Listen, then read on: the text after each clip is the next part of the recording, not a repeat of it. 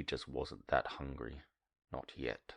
Quickly he stepped out into the passageway, moving in the direction of the engine sounds. The ship was as silent as a tomb except for the distant throbbing of the motors. Far below him he heard the clang of metal on metal, as if a hatch had been slammed, then dead silence again. No sign that clock had been missed, not yet. Flicker breathed the cool darkness of the corridor for a moment, and then moved quickly to the ladder at the end of the passageway. His muscles ached, and his neck was cramped, but he felt some degree of his normal agility returning as he peered into the dark hold below, and eased himself down the ladder. The grainy odor he had smelled above was stronger down here. Halfway to the ceiling, the coarsely woven bags were stacked, filling almost every available inch of the hold except for the walkways. A grain freighter. No wonder it had such a small crew for its size. Not many hands were needed to ferry staple food grains to the aliens on distant planets. Flicker blinked and searched the walkways, finally finding what he wanted, a cubbyhole, behind the stacks and up against the outer bulkhead. He slid into the narrow space with a sigh and curled himself up as comfortably as he could, clearing his mind of every thought but alertness to sound. He sank into untroubled sleep. He heard the steps on the deck above him, and sat up in the darkness, instantly alert. There were muffled sounds above, then steps on the metal ladder. Abruptly, the hold was thrown into a brilliant light. Flicker whimpered and twisted with pain as the light exploded into his eyes, and felt a flash of panic as he saw two of the aliens at the bottom of the ladder. The waves of thought force struck Flicker, heavy with anger and fear. It couldn't have come far forward in the ship. If Clock was right that first day, it has a high-order intelligence. It would seek a good hiding place, and then venture out to explore a little at a time. It could be anywhere. The one called Charlie looked back up the ladder anxiously. The other's mind was a turmoil of jagged peaks and curves. Then his thought cleared abruptly. But how could it happen? The creature was sedated, almost dead, as far as we could see. It had a shot just an hour before Clock went up there. How could it have awakened? And why did Clock go up there in the first place? I thought you left strict orders. The two cautiously moved down the walkway. Whatever happened, it's loose, and there won't be any sedating when we find it again. Trembling with pain, Flicker forced his burning eyes to the source of the light in the overhead. He aimed the heat pistol he had taken from Clock, sending a burst of searing energy at the fixture. The hold fell dark as the light exploded into metallic steam. "He's in here!" There was a long pause in dead silence. Flicker strained to catch the flow of thoughts that streamed from the alien minds. "I can't see a thing. Neither can I. I got the lights." They were so near Flicker could almost feel their warmth. Swift and silent as lightning, he sprang up on the grain bags, leaned out just above them. A small bit of wood was near his foot. He grabbed it and threw it with all his might against the far bulkhead. A surge of fear swept from the alien minds at the crash, and they swung and fired wildly. Like a flash, Flicker sprang to the deck behind them, pausing the barest instant for breath and balance, then springing quickly forward and striking one of them a crushing blow across the neck. The alien dropped with a small squeak. The other fired wildly, but Flicker was too quick, zigzagging back to a retreat behind the bags. After a moment, he peered over the top of the pile. Charlie was standing poised, peering into the blackness towards the other alien who lay quite motionless on the floor, his head twisted at an unnatural angle from its body. Something in Flicker's mind screamed, "Get the other now, while you can." But he took a deep breath of the sticky air, and then turned and ran silently to the hatch at the back of the hold and out into the large corridor. He had to get the lights first. With the lights gone, the others could be taken care of in good time, but he knew that he couldn't stand the torture of the lights much longer. Already his eyes felt like sandpaper, and the paralysis which took him for several seconds when the lights first went on could give the aliens a fatal advantage. He came to a darkened hatchway, half open at the end of the corridor, took a brief inventory, and hurried through. Far below he could hear the generators buzzing, growing stronger, and mingling with the sobbing of the motors as he descended ladder after ladder. He hurried down a dimly lit corridor and tried a hatchway where the noise seemed most intense. The light from within stabbed at his eyes, blinding him, but he forced himself through the hatch. To the right was a glittering control panel for the atomic pile. To the left were the gauges for the gas storage control. An alien was standing before the main control panel, a larger creature than his brothers, his mind swiftly pulsating, carrying overtones of great physical strength. Flicker slid silently behind one of the generators and studied it and the room, his mind growing progressively more frantic. His eyes burned furiously, and finally, with a groan, he unstrapped the heat gun and sent a burst towards the ceiling. The light blew with a loud pop, and the alien whirled. "Who's there?" Flicker sat tight. The generator he was using for concealment was not functioning, probably a standby. 3 of them were running in a series over to one side, with a fuse box above them. Flicker's heart pounded. It would have to be quick and sure. The alien moved swiftly over to the side of the room, and a thin blade of light stabbed out at Flicker. A battle lamp.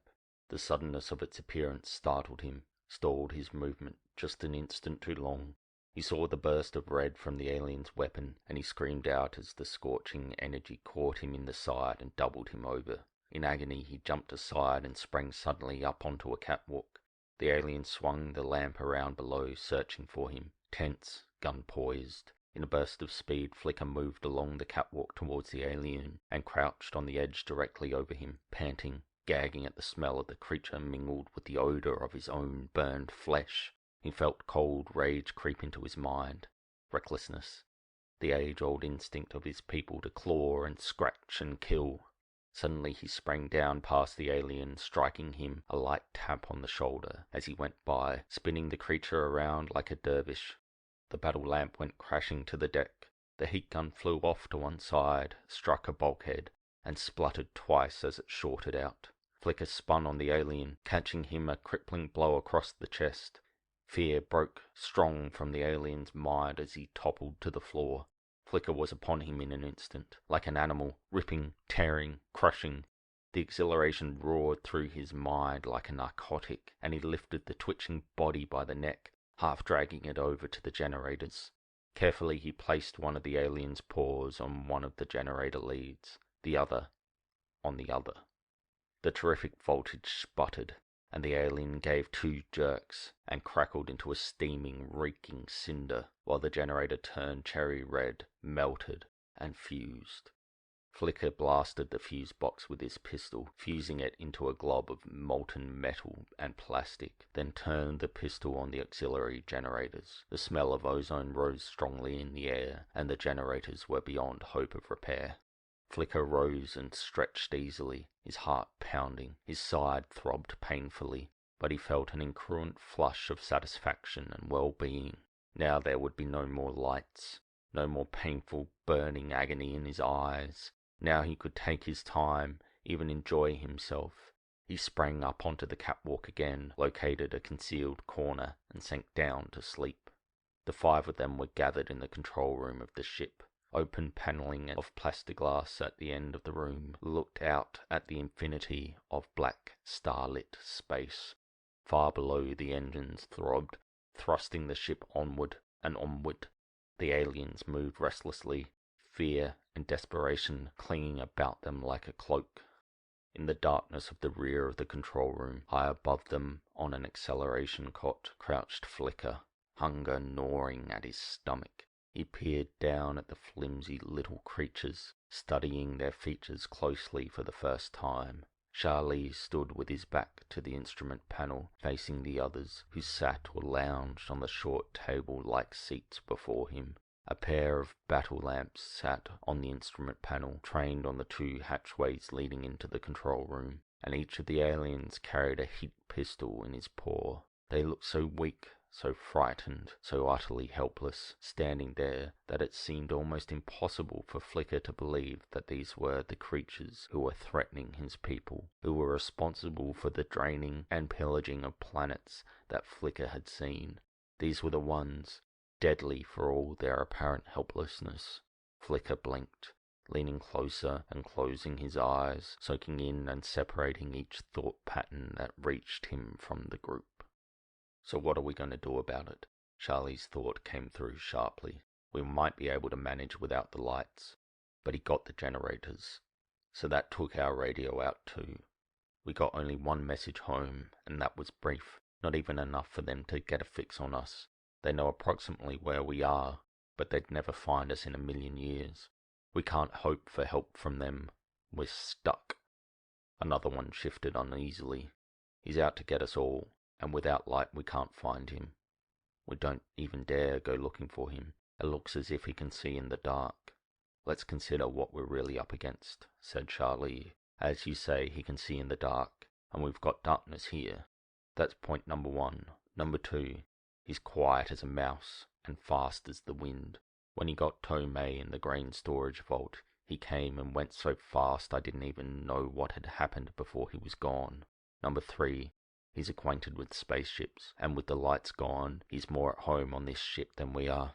Wherever he came from, he's no primitive. He's got a mind that doesn't miss a trick. But what does he want? Jock toyed with his heat pistol nervously. What was he doing when we found him out there? He was nearly frozen to death. Or seemed to be. Motive? It might be anything, or nothing at all.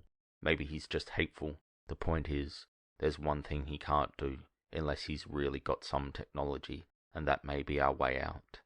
Which is, I doubt if he can be in 2 places at one time, or 3. There are 5 of us here, and some of us have to get home to tell about this. This could be death to our exploratories. Certainly we don't dare to take him home with us alive. We'd have to find him to kill him, and he'd get us first. Now here's a plan we might be able to put across. 2 of us should stay with the ship, myself and 1 other. The other 3 take lifeboats and get out now. We approach within lifeboat range of Cagley in about an hour. The Caglians won't be happy to see you, but they won't hurt you, and you can bluff your way to a radio. Maybe the 2 of us here can keep him off until you get help. At any rate, I hope we can. Flicker lost track of their thoughts as the information integrated in his mind. A chill went through him, driving out even the gnawing hunger for a moment. If they got off in lifeboats, they'd get help, and the mission would really be lost. Irreparable damage done. He had to prevent them from making any contact with their home. This ship was a freighter. Freighters were slow. Any culture as advanced as theirs would have ships, fast ships, to overtake slow, old freighters. Quickly and silently, Flicker slipped over towards the hatch. The lamp shone on it full, but the aliens weren't watching. Like a shadow, he flashed through the hatch and down the corridor. There he paused for a fraction of a second and listened. No thoughts, no alarm. Flicker felt a wave of contempt. They hadn't even seen him. At the top of the ladder, Flicker crouched and waited. The meeting below was breaking up. He heard a hatchway clang, followed by the muffled pounding of their heavy feet as 2 of the aliens started down the corridor below. The battle lamp swung back and forth before them, its flash pattern swinging weirdly on the bulkheads and deck. Flicker waited. The aliens started up the ladder before him, their thoughts a muddle, fear oozing from them, but carrying with it a curious overtone of incaution. We can check the lifeboat for supplies now, came a thought, and be ready to blast in an hour. At the top of the ladder, they passed so close to Flicker that he nearly gagged, yet in his desperate hunger there was something almost tasty about that smell. They moved on towards the lifeboat locks, and Flicker followed, trying eagerly to separate their thoughts into a coherent pattern. "He's behind us!" It came suddenly, like a knife through the air. "Don't turn around." The first alien gripped his companion's sleeve. "Pretend you don't know it." They moved along with no outward sign of their sudden terrible awareness. Their minds were racing, fearful, but they kept on. Flicker crouched along the bulkhead and followed. The aliens came to the hatch. Flicker tensed, ready for them. He heard them undog the hatch, heard it squeak as it opened, and he tensed, his muscles quivering eagerly. 3 beams of light stabbed down the passageway at him, brilliant, staggering him back against the bulkhead. He grasped frantically at the closing hatch, but it clanged shut, the heavy dogs scraping into place on the opposite side, and at the other end of the corridor. He was trapped. Of course. They had been incautious, nonchalant. Of course they had led him on. And now, "There he is! Get him!" A heat gun whined, its searing energy ricocheting in the closed end of the corridor. With a snarl, Flicker sprung up high on the bulkhead, dragging himself on a shelf carrying emergency spacesuits. Blast after blast came from the alien guns, rebounding like furies, all missing. I can't kill it, a thought pounded through. It's moving too fast. Frantically, Flicker trained his own pistol on the hatchway, blasting a steady stream until the metal melted through. With an exultant snarl, he dived through the opening, and without pausing sprang up onto the lifeboat locks. He paused, breathing heavily, his burned side throbbing painfully. The two aliens inside were swinging their battle lamp in wild arcs. One spotted him and blasted, but he was gone before the alien triggered. With their careful aim, he blasted the battle lamp, resting easy for a moment in the ensuing darkness. Then he was across the lock, tearing, ripping, scratching, snarling into the two aliens, roaring in savage glee. One of them fell with a crushed skull, its body horribly mutilated. The other slipped from his grasp and started running through the blackness for the hatch. Flicker was there before it. He picked up the alien body and threw him across the lock. In an instant he was upon him, ripping off an arm at the socket. The alien screamed in pain and tried to wriggle away. Flicker let him wriggle about 3 feet. Then gave him a cuff that sent him sprawling and ripped off the other arm. The alien twisted and turned like a worm on a stick, but Flicker didn't kill him. Instead, he broke a leg and twisted off an ear. The 3 aliens in the corridor threw open the hatch and flooded the dark lock with the beams of the battle lamps. They saw blood on the deck and nothing more. "We know you're in here. Come out now, or we'll come get you." Flicker caught the thought clearly and snickered comfortably. He was much more comfortable, now that he wasn't so hungry. He picked up a long white bone and threw it against the opposite bulkhead. It clanged, and the 3 lamps swung instantly in the direction of the sound. "There he is! Blast him!" 3 heat guns spoke sharply, and dead stillness echoed the despairing thought. That wasn't it. They moved across the room and dragged the charred, mutilated body of their companion away from the bulkhead. "Let's get out of here. We can't fight this thing." Charlie started for the hatch, followed by the other 2. Only 2 of the 3 reached the control room. Flicker played with the 3rd for quite a long while before he killed him. "We aren't going to get out of this alive," said Charlie. "You know that as well as I do, I guess." Jock nodded. "I've been sure of it since he got Clock in the first place. He moves too fast. He thinks too fast. He can see too well. And savage. He has a heat gun. Do you realize that? But not one of us was killed with a heat gun. It's butchery, I tell you. No, we won't get out of here alive. And this thing that's stalking us, what will it do? Take the ship back home? Run loose there the way he's run loose here, killing and maiming? We've got to stop it, Jock. We can't let it get home." Jock stared at the instrument panel. "I know one way we can stop him," he said slowly. "It's suicide, but it would keep him from going home. And it would mean the end of him too. Finally." Charlie looked up, tired lines on his face. The fear was gone to resignation now, replaced by another, more terrible fear. The fear that they would be killed and leave this thing running loose on the ship. "What is it, Jacques?" Jacques picked up a space chart and slowly ripped it in 2. "This," he said. "We can cripple the ship, foul up the controls, the gas storage, the charts, cripple it beyond repair. Then he can't do anything. Wreck the engines, destroy the food, smash this ship so no one could ever do anything with it. Completely wreck his chances to get home." They moved with sudden, desperate swiftness. The heat gun sent up the space charts in wreaths of flame, fused the chart file into a molten heap of aluminium. The engines stopped throbbing, giving way to deathly silence, broken only by the heat blasts and the heavy breathing of the 2 men. The instrument panel melted and exploded. The gas control was smashed. The men worked in a frenzy of fearful destruction, their own last escape going up in searing heat blasts. Destruction that no man could even hope to repair, ever.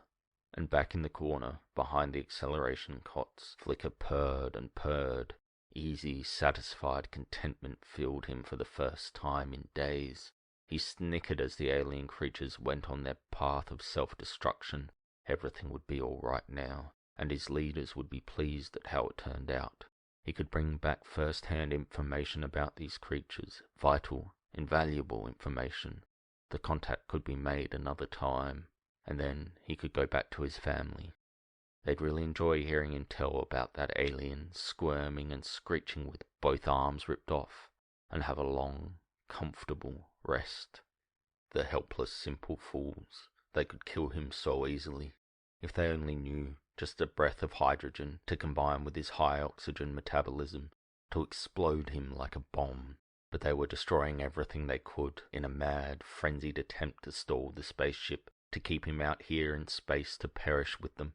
Such a complete job they were doing, and it was so completely and utterly useless. True, no human being could ever repair those controls to regulate the atomic engines of the ship. No human being could survive the weakening atmosphere long enough to repair the gas units. And even with these repaired and functioning, a human being would be forever stranded in the vast, cold, friendless reaches of space without a perfect, detailed visual memory of the space charts easily at his command. For no human being could ever direct a ship blind to a destination without the charts of space through which he flew. No human being would ever find his way out of the dead emptiness of such uncharted space. Flicker curled up and placed his nose gently on his tail, disinterested, unconcerned. A human being would be hopelessly, irreparably doomed out here. Flicker purred contentedly to himself as he considered the weakness of the human race which he had observed.